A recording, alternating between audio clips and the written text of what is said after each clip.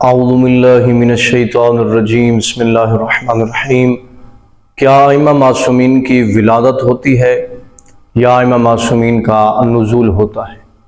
بڑا اہم مسئلہ معاشرے کے اندر، یہ بڑا کثرت سے یہ مسئلہ گردش کر رہا ہے، اور کافی احباب کے کہنے پہ اس موضوع پہ ایک ویڈیو آپ کی خدمت تک پہنچانے کے لیے بنائی جا رہی ہے۔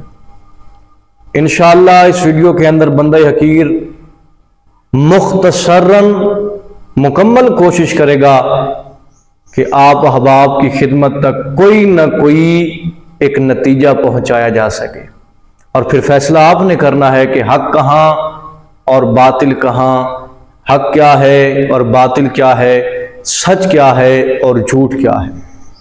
تو مومنین کرام، جو بھی انسان حقیقت پسند ہے، جو بھی حقیقت سے آشنائی رکھنا چاہتا ہے، جو بھی دلیل و برہان کو سمجھتا مانتا ہے، جو بھی حقیقی دین آل محمد حاصل کرنا چاہتا ہے، تو یہ ویڈیو ان کے لیے ہے۔ ویڈیو کو آخر تک دیکھیں، اور انشاءاللہ بندہ حقیر کو آپ اپنی دعاؤں میں یاد رکھیں گے، اور فیصلہ پھر آپ نے کرنا ہے۔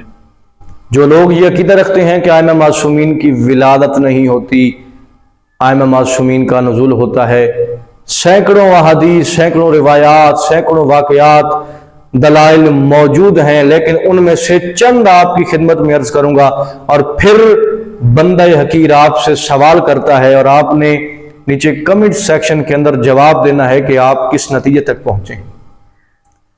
تو 3 یا 4 چیزیں میں آپ کی خدمت میں عرض کروں گا۔ پہلی چیز کہ جو کہتے ہیں ائمہ معصومین کی ولادت نہیں ہوتی، میں ان سے سوال کرتا ہوں، میں طالب علم ہوں، کوئی عالم نہیں ہوں، ان سے سوال کرتا ہوں ایک طالب علم ہونے کی حیثیت سے کہ زیارت وارثہ تو پڑھتے ہوں گے۔ کون ہے زیارت وارثہ؟ اتنی عظمت ہے زیارت وارثہ کی کہ اس کا بے شمار ثواب ہے، کہ اس کے انسان اگر کمالات و ثواب بتانے بیٹھ جائے تو ایک لمبا مضمون تیار ہو سکتا ہے، اور حضرت امام محمد باقر نے اس زیارت کو تعلیم فرمایا ہے، اور ہر مرد و عورت اس زیارت کو پڑھتا ہے۔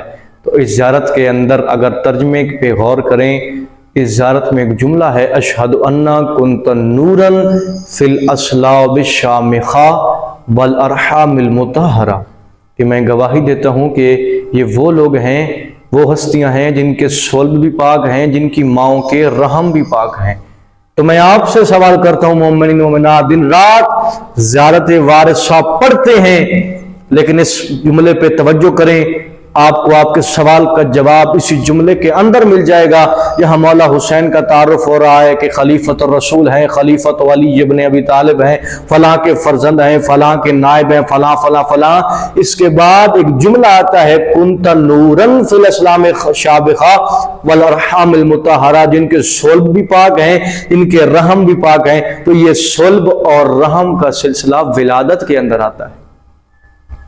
تو اگر آپ ولادت کے قائل نہیں ہیں تو آپ کو اس عظمت کا انکار کرنا پڑے گا، اور اس عظمت کے ساتھ ساتھ امام کی تعلیم کردہ زیارت وارثہ کا بھی انکار کرنا پڑے گا۔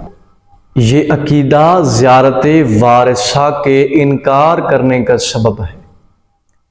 پہلی چیز کہ زیارت وارثہ کا آپ کو انکار کرنا پڑے گا، جس کے اندر کھلم کھلا یہ دلیل موجود ہے کہ ائمہ معصومین کی ولادت ہوتی ہے۔ ہاں، تیری اور میری جیسی ولادت نہیں ہوتی، یہ وہ ہستیاں ہیں، افضل البشر ہیں، یہ وہ ہستیاں ہیں کہ جن کی ولادت ایسی ہوتی ہے کہ کچھ لمحے پہلے ولادت ہوئی، اور کچھ لمحوں کے بعد یہ اللہ کی تسبیح کرتے ہوئے نظر آتے ہیں۔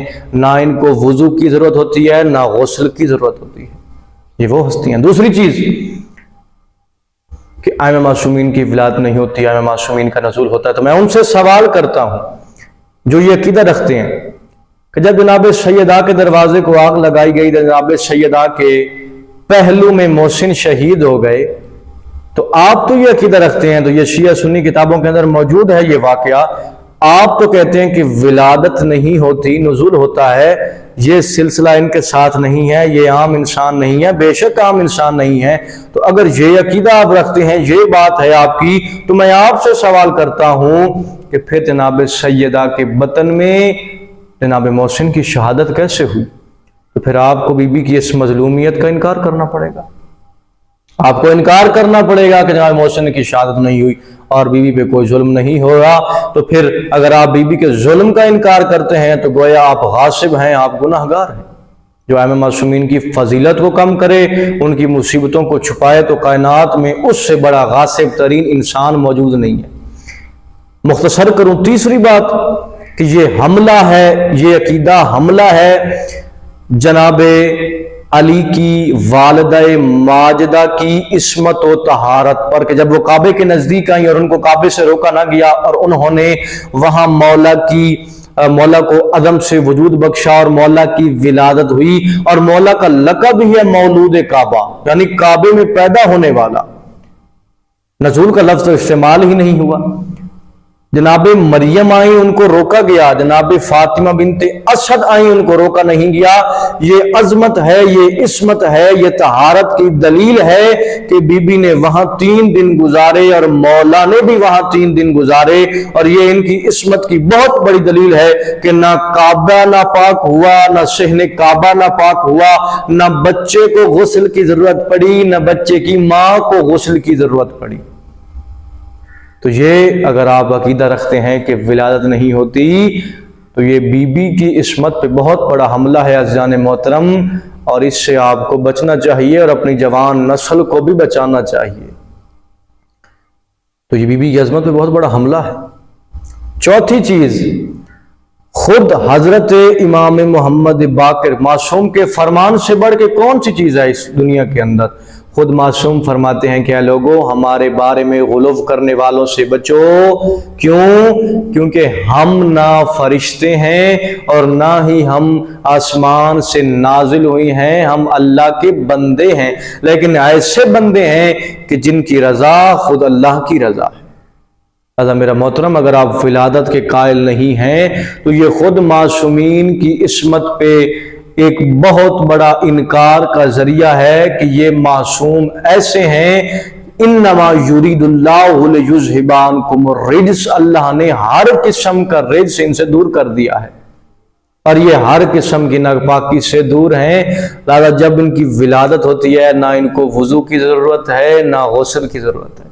تو میرے محترم، ان تمام چیزوں پہ غور کریں اور ایک نتیجہ حاصل کریں، اور نیچے مجھے کمنٹ سیکشن بتائیے گا کہ آپ کس نتیجے تک پہنچے ہیں۔ اپنی دعاؤں میں یاد رکھیں۔ اللہم صلی علی محمد و آل محمد۔